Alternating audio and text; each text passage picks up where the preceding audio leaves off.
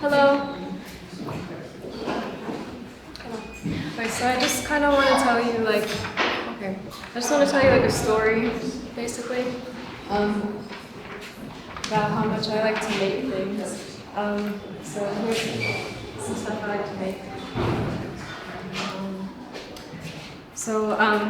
A little while ago, I had a professor, kind of mentor person, tell me that my work kind of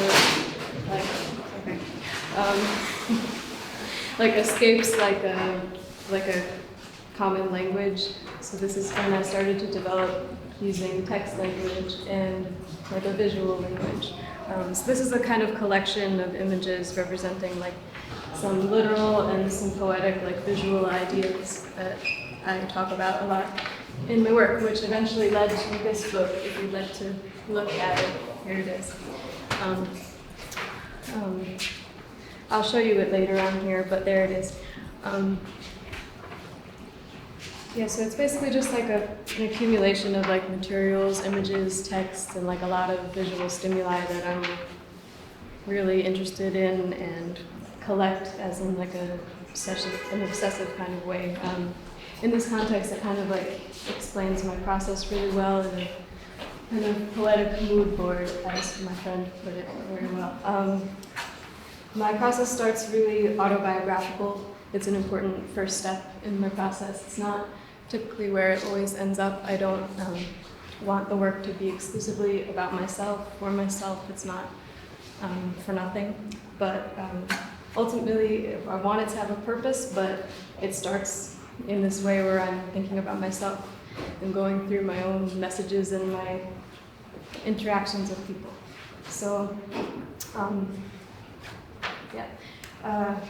besides hoarding like content and accumulating different things, I'm interested in studying like communication and kind of like a synthesis of these two phenomena in my life is like a text message or a visual kind of communication in that way. Like, and for example, a really inappropriate email from an academic colleague that I actually received.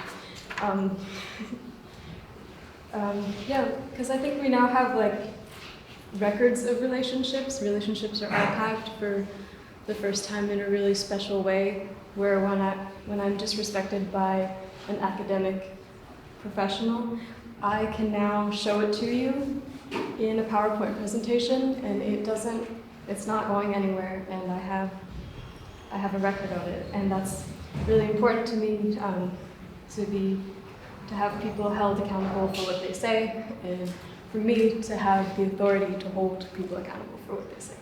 So that's why I'm so interested in text messages and why you can see them in my book.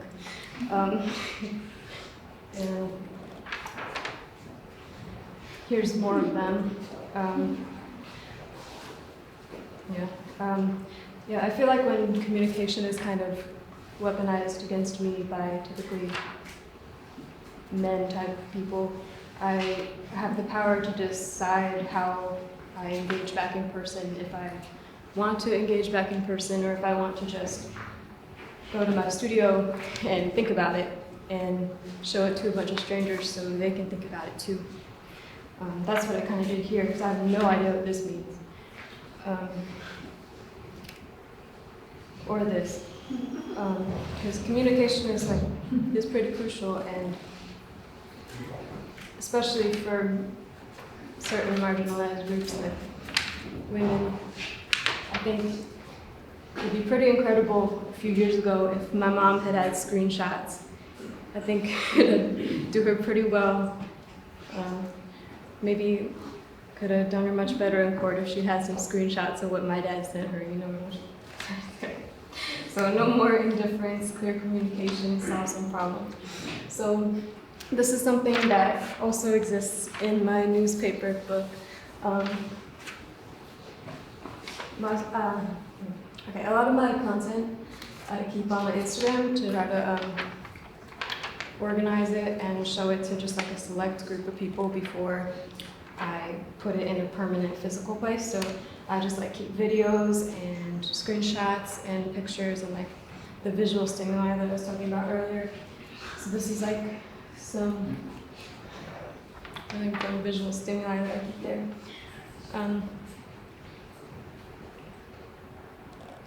Yeah, I think Instagram is really important to me. I keep it on like a Finstagram, which is a really funny thing that like millennials use. It's kind of funny because it's like a fake Instagram. It's not like, because obviously Instagram's fake in and of itself, but the way that we use it is like to create different personas, and this persona that I want to use in my Instagram is to talk about the way we interact with each other, and this is kind of like a performative way that I'm able to do that with a select audience that's able to access it. And it's kind of it's narrative and intimate, but it's still curated, and it's kind of like a book that you can hold in your hands, which is why I translate it perfectly to a book. Which here are some of the pages in the book. I made this book by using citrusol, a cleaner. It smells like oranges, and just kind of like printing every image out backwards, inkjet print, and pouring citrusol over it, and then scratching each image with a quarter. So it took me like a really long time to scratch each image into this synthetic like fabric paper. So it's a really kind of opposite of a digital image, but it went with it for me. I was able to being able to engage the body with it and bring the eye level down to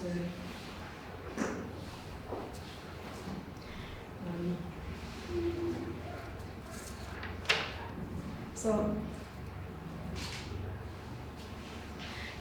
for what I'm interested in, I don't really look at visual art. I don't look at visual art. I love all the art in this room. I went to art school and I love making it, but I'm mostly interested in music. I look at fashion. I take photos.